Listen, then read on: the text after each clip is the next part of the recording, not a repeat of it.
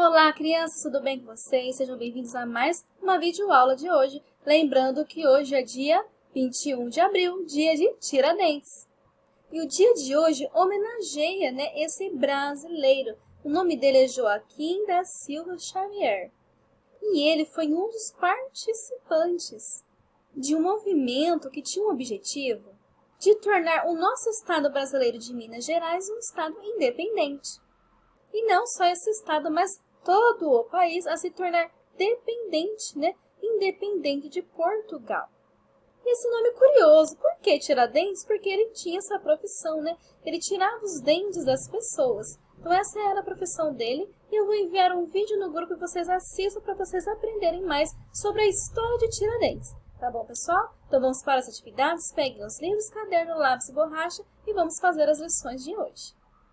Aqui está, pessoal, nosso cabeçalho. Passe um traço separando o cabeçalho anterior para o dia de hoje. Faça esse registro com muita atenção, tá bom? Nos parágrafos, espaço dos parágrafos, nas letras maiúsculas, minúsculas, tá bom? Os registros aqui das páginas que iremos fazer. Olhando aqui para o nosso calendário, então hoje, 21 de abril.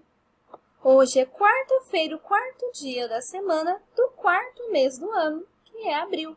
No calendário de abril, temos aqui domingo, segunda, terça, quarta. A primeira quarta-feira foi dia 7. A segunda quarta-feira desse mês, 14. E hoje, a terceira quarta-feira do mês. E está alaranjadinha aqui por devido ao feriado de Tiradentes. Depois registram também a aula de sala de leitura e fiquem atentos ao vídeo atividade que vai ser enviada no grupo, mais atividades de caligrafia de A a Z, letra cursiva, maiúscula e minúscula. Deixo disponível também o cabeçalho na letra de forma, tá bom? Para vocês realizarem aquele que tiverem mais dificuldade. Então, vamos iniciar as atividades com o livro Ler, Escrever e o EMAI, que é de Língua Portuguesa e Matemática, na página 165. Já estou aqui na página 165, pessoal, lembrando que essa parte a gente já fez. Então, a gente vai fazer a atividade 2 hoje, que é a releitura com focalização. Lembra, pessoal, que ontem a gente fez uma atividade de ortografia? Que é como a gente escreve correto as palavras? Então, agora a gente vai fazer uma outra atividade de ortografia também. Aprender a escrever correto algumas palavrinhas que a gente fala no nosso dia a dia. E a gente vai usar de apoio esse poeminha da autora Cecília Meirelles, que é A Língua do Inhém. Primeiramente, pessoal, quem foi Cecília Meirelles, Então, vejam aí a fotinha dela, Cecília Meirelles. Ela foi uma brasileira, tá bom, pessoal? Já falecida. Ela também foi jornalista, pintora, poeta, escritora e professora. E um dos poemas que ela fez, por ser poeta, foi A Língua do Inhém. Esse poema, pessoal, vai na página 164 e 165. Prestem muita atenção na leitura desse poema, porque amanhã faremos uma atividade em cima dele, tá bom? Enquanto eu leio, vai aparecer umas palavras nesse texto em destaque aqui na tela. Então, presta atenção nessas palavras, porque é com elas que a gente vai fazer a atividade de amanhã. A língua do nhen. Já ouviram falar nessa palavra? Nhen, Temos aqui, pessoal, uma coisa, na língua portuguesa chamada dígrafo. É que quando une duas consoantes, ela forma o mesmo som. E aqui temos o N e o H. Juntou os dois, ficou esse som. Nhe, nhe. Se tiver o A, fica nha. O E, nhe. O I, ni, nho, nhu, nhão, não é verdade? Então, temos aqui com o E, Então, ficou nhe, tá? A língua do nhen, conhecendo também esse dígrafo, Sem mesmo o H, ele tem esse som que dá o N, dá o som do N diferenciado, Então, vamos aprender não só isso, mas também outras palavrinhas que vai aparecer aqui em destaque, então prestem bastante atenção. A língua do nhen. Havia uma velhinha que andava aborrecida, pois dava a sua vida para falar com alguém. E estava sempre em casa, a boa da velhinha, resmungando sozinha. Nhen, nhen, nhen, nhen, nhen, nhen. O gato, que dormia no canto da cozinha, escutando a velhinha, principiou também a miar nessa língua. E se ela resmungava, o gatinho a acompanhava. Nhen, nhen, nhen, nhen. Depois veio o cachorro da casa da vizinha, pato, cabra, galinha, de cá, de lá, de além, e todos aprenderam a falar noite e dia naquela melodia. Nhem, nhem, nhem, nhem, nhem. De modo que a velhinha, que muito padecia por não ter companhia, nem falar com ninguém, ficou toda contente, pois mal a boca abria, tudo lhe respondia. Nhem, nhem, nhem, nhem, nhem. E aí, pessoal, vocês gostaram desse poema da Cecília Meirelles? Eu também gostei. E as palavrinhas de sacada, vocês lembram? Elas foram falar, miar e ter, tá? O falar apareceu mais de uma vez. E o que será que essas palavras têm de tão importante porque elas estão destacadas? Essas palavras, pessoal, aqui na língua portuguesa são chamadas de verbos. O que são os verbos? São aquelas palavrinhas que indicam uma ação. E essa ação pode estar no passado, no presente e no futuro. O que é uma ação? Quando alguém faz alguma coisa, né? Por exemplo, falar não é uma ação de que alguém está falando? E por que passado, presente e futuro? Porque alguém pode já ter falado e estar falando ou falar no futuro. Por exemplo, já sei que falar é um verbo, porque indica a ação de alguém estar falando. Como que eu posso pôr no passado? Ele, por exemplo, ou eu, vamos pôr eu, né? Eu falei. Então, está no passado. Né? Por ser um verbo, também posso pôr no presente. Eu falo, né? Neste momento eu estou falando, não estou? Então, eu falo. E no futuro, como é que fica esse verbo falar? Eu, no caso, eu falarei. Né? No futuro, eu falarei. Então, quando a gente identifica os verbos assim, quando ele é uma ação, e eu posso colocar no passado, presente e futuro. Por exemplo, eu tenho uma cadeira. Cadeira é verbo? Cadeira indica uma ação? Cadeira eu posso colocar no passado, presente e futuro? Não, pessoal. Cadeira é um nome comum, um substantivo. Substantivo é tudo que tem nome. E a cadeira é um substantivo, ela apenas tem esse nome. Né? Eu não posso falar que cadeira é uma ação, por exemplo. Onde eu cadeira? Não existe essa ação. E não dá para pôr no passado. Né? No passado, cadeira, no futuro, cadeira, no futuro, cadeira. Não tem como mudar também de acordo com o tempo verbal. Então, toda palavra que indica uma ação e dá para colocar no passado, presente e futuro, são os verbos. E a gente vai trabalhar com esses 3 verbos citados. Tá bom, pessoal? Então, grave isso na memória para a aula de amanhã. Agora, pessoal, vamos para a página 19 desse livro, na parte de matemática. Agora, pessoal, estamos na página 19 de matemática, uma atividade bem simples e bem legal de fazer.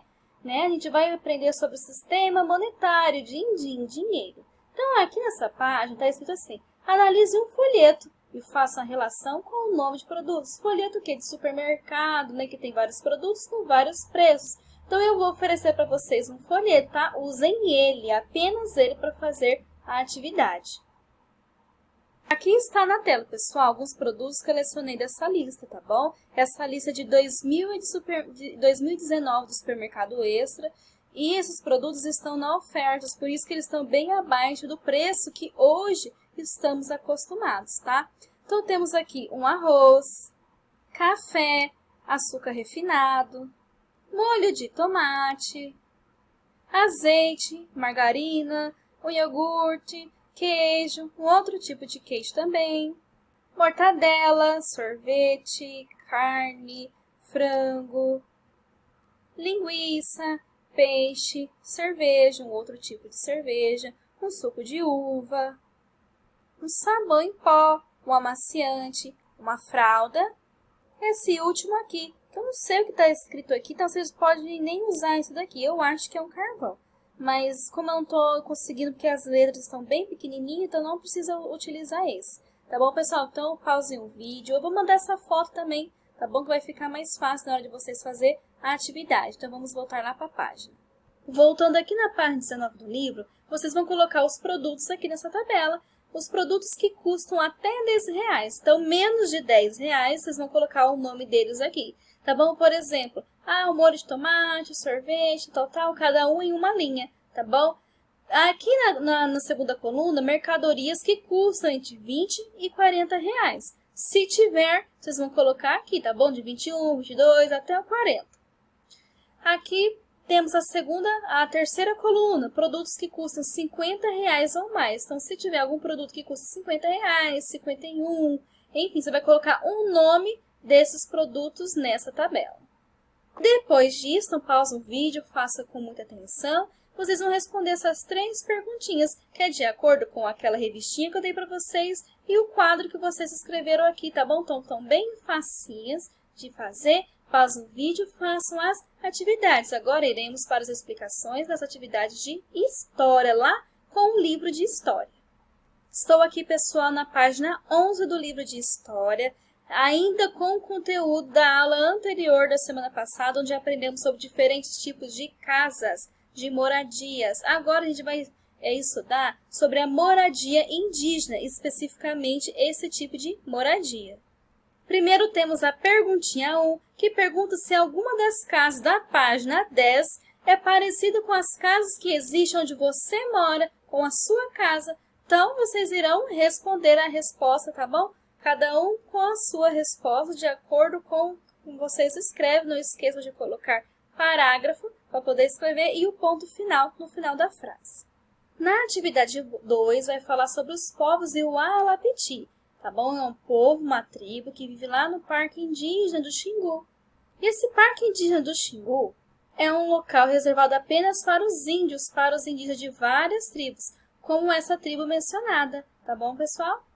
Onde fica esse Parque Indígena do Xingu? Fica lá no estado do Mato Grosso. E esse pequeno textinho vai falar como que eram as casas desses povos, dessa tribo. Como estamos estudando diferentes tipos de moradia, vamos aprender como que era essa moradia. O texto aqui fala que essas casas são relacionadas com as casas do nosso corpo humano. A parte da frente da casa seria o peito e a parte do fundo seria as costas. A porta seria como uma boca e os pilares que seguram a casa seriam como as pernas. No texto também fala que nessas casas moram bastante gente, tá bom? Todas da mesma família. E eles organizam as casas assim, pessoal. Tem a parte da cozinha, a parte onde fica o depósito dos alimentos, que é bem no meio da casa. E um outro lugar que eles guardam os alimentos também, bem na frente da porta da casa deles. No texto também fala que eles dormem em redes, que à noite eles dormem com a porta fechada, e essas portas são feitas de madeira e de palha.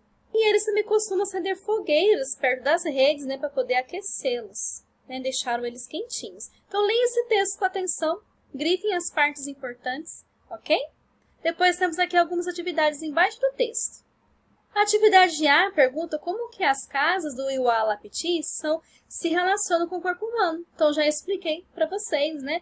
A parte da frente, né? A parte que representa o peito, no fundo as costas, né? A boca seria a porta e os pilares seriam as pernas. Não precisam escrever no livro, tá bom? Nem no caderno. E na atividade B pede para vocês fazerem um desenho representando a casa, né? De acordo com o que eu acabei de explicar. Né? Então, nesse primeiro parágrafo está a explicação de como que é a casa e eu quero que vocês façam um desenho bem lindo de acordo com essa explicação aqui nesse quadro. Agora, na página 12 e também na página 13, a gente vai aprender alguns tipos de moradias do passado, tá? Aqui está escrito moradias do presente e do passado. Então, vamos lá. Aqui também no começo está falando das casas de taipa, que é essa que a gente vai ver. E as casas coloniais da época colonial, quando Portugal governava aqui no Brasil, são casas mais antigas. Primeiro, vamos conhecer a casa de taipa. E essas casas de taipa, pessoal, queremos aprender. E enquanto eu estou explicando, vocês vão olhando as imagens, tá bom? Então, aqui no texto fala que quando os portugueses chegaram aqui no Brasil em 1500, há muito tempo atrás, tá bom? E nas terras, não tinha o nome Brasil ainda, né, pessoal? Mas é nas terras que hoje formam o Brasil, eles começaram a construir esse tipo de casa, de taipa, tá bom? Ou pau a pique, como eles costumavam a chamar. Essas casas, pessoal, ela é feita de barro, de madeira e de palha, tá bom? Então, aqui no texto fala que a casa de taipa é um tipo de moradia resistente, também fácil de construir de baixo custo.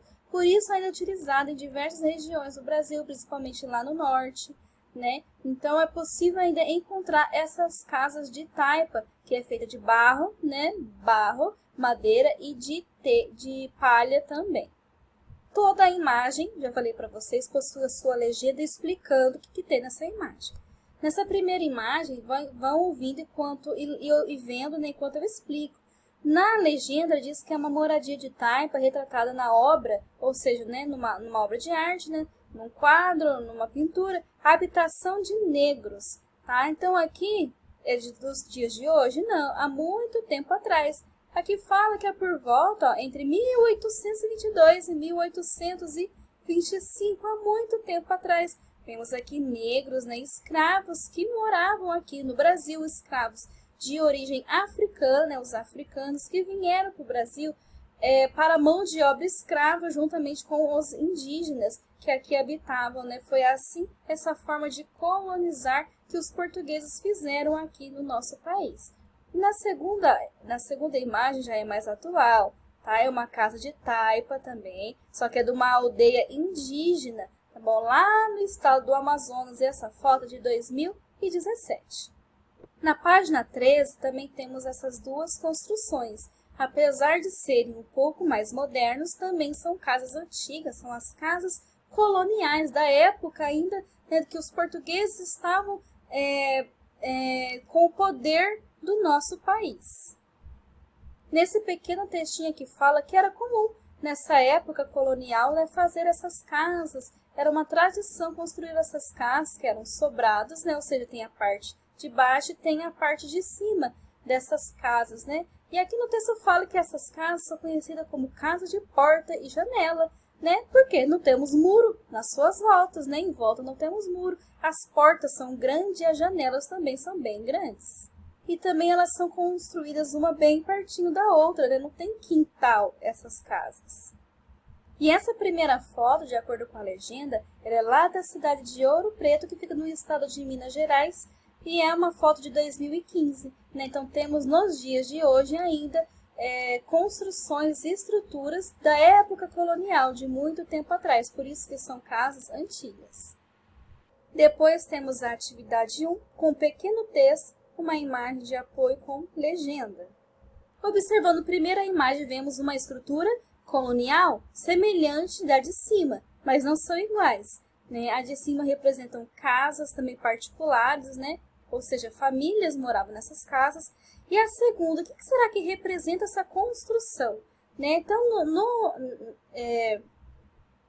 na legenda fala que é um espaço cultural, né? Frontaria Azulejada é o nome desse local, localizado na cidade de Santos. Então, aqui seria um espaço cultural, diferente de uma residência fixa para as famílias da primeira imagem. Mas a semelhança delas são grande, né? Também são duas construções antigas com portas e janelas grandes, sem muro à sua volta. Vamos ver o que diz no texto? No texto está escrito: o sobrado foi construído em 1865, ou seja, há muito tempo atrás, para servir de moradia e armazém ao comerciante Manuel Joaquim Ferreira Neto. Mais tarde, a casa serviu de hotel e depósito de adubo químico. Permaneceu muito tempo abandonada até ser restaurada alguns anos atrás, em 1922. Hoje abriga o espaço cultural, como acabamos de ver, Fronteira Azulejada, em um hotel público que serve à população da cidade de Santos. Ou seja, essa mesma construção teve vários momentos diferentes, não teve? Primeiro, ela foi o quê? Ela era uma casa e um armazém, né, de Manuel Joaquim Ferreira Neto. Depois, ela foi o quê? Um hotel. Depois disso, passou um tempo abandonada e em 1992 foi construído o quê? Um espaço cultural. Então, de acordo com o tempo, essa construção mudou, correto?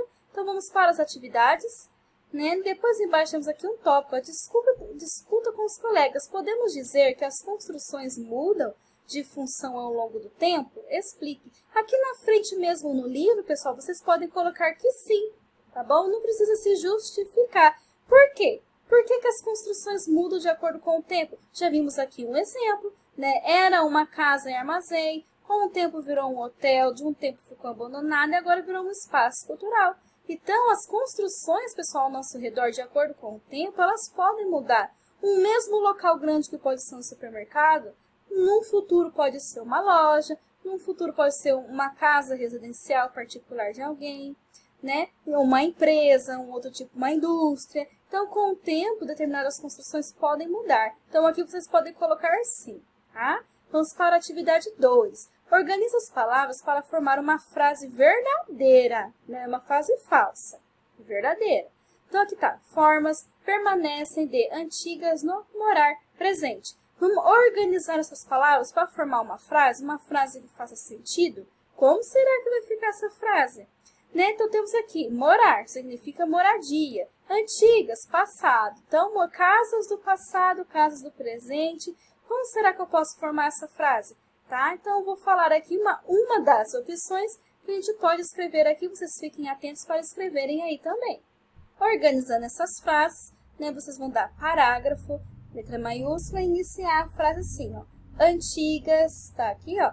Antigas formas de morar permanecem no presente.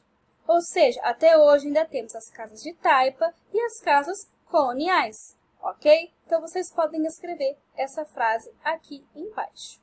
Espero, pessoal, que vocês tenham aprendido bastante sobre as casas do passado que vimos, como que é a construção de uma casa de taipa, as casas coloniais, quais são as suas características, né? Portas e janelas grandes, casas altas, sem muro, para poder saber diferenciar das casas do passado com as casas do presente. O que é o presente? O hoje, tá bom?